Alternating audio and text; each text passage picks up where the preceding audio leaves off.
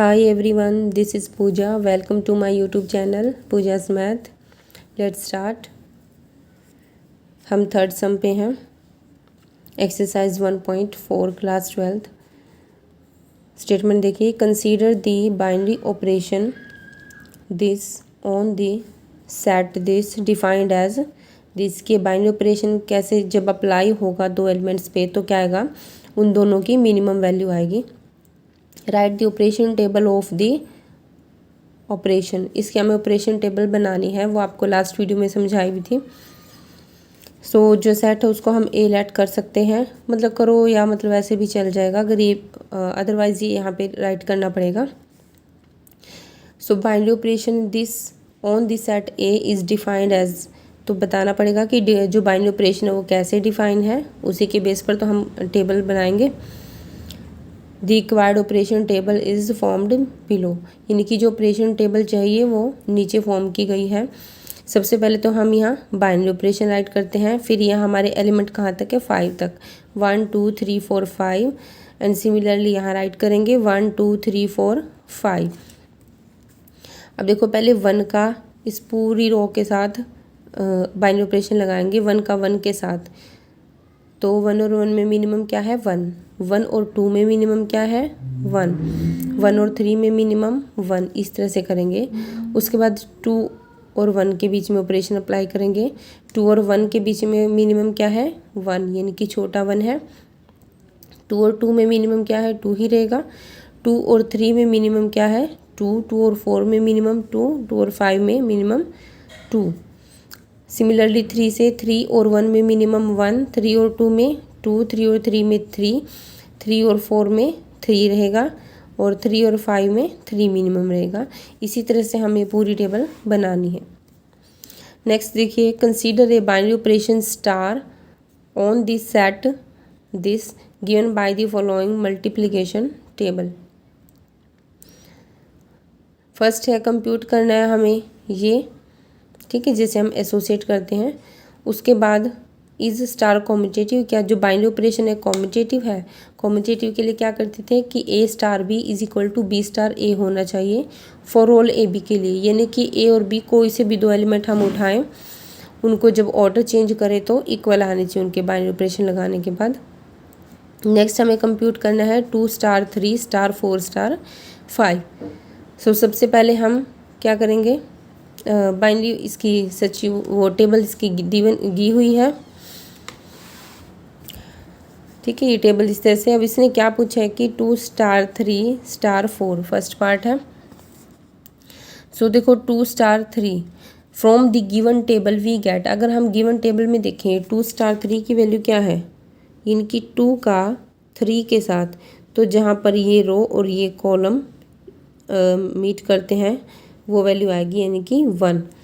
सो 2 star 3 की value आ गई 1, और फिर स्टार, तो 2 स्टार 3 की जगह 1 आ गया, फिर स्टार 4, उसके बाद 1 स्टार 4 देखेंगे हम, 1 का स्टार किसके साथ 4 के साथ, ये रहा 4, तो दोनों ये रो और ये कॉलम यहाँ पर इंटरसेक्ट कर रहे हैं, तो ये क्या आएगा 1 आएगा।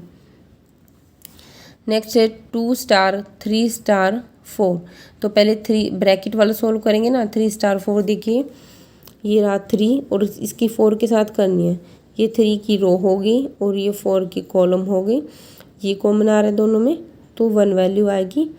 एंड देन तो यहाँ 1 आ गया, देखो 2 स्टार इसकी जगह 1 आ गया, and then 2 star 1 is equal to 1, कैसे 2 की 1 के साथ करेंगे तो 2 स्टार 1 1 आएगा।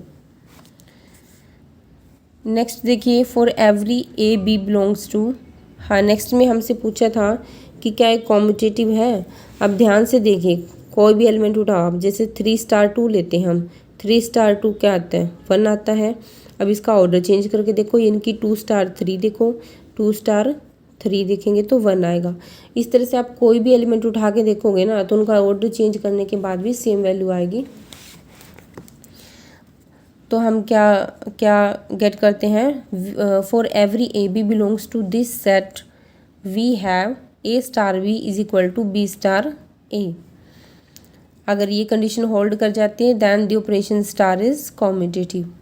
नेक्स्ट हमें गिवन था, हमें इसकी वैल्यू फाइंड करनी थी। तो सबसे पहले जो ब्रैकेट वाला है उसकी वैल्यू फाइंड करनी है। 2 स्टार 3 स्टार 4 स्टार 5। तो 2 स्टार 3 ऊपर से हमने किया था फाइंड, ही किया था 1। 4 स्टार 5 यहाँ से देखिए ये रहा 4 और इसकी 5 के साथ ये रहा 5, ये यहाँ पे कॉमन आएगा इनका तो 1 है।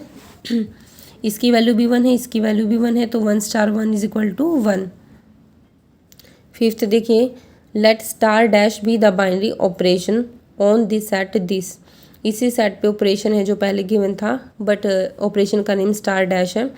ये किस तरह से डिफाइंड है कि A star dash B is equal to, अगर दो एलिमेंट पे अप्लाई करते हैं तो क्या आएगा, उन दोनों का HCF आएगा वैल्यू। फिर कह रहे हैं कि is the operation star dash same as the operation star, कि क्या स्टार डैश और स्टार ऑपरेशन सेम है।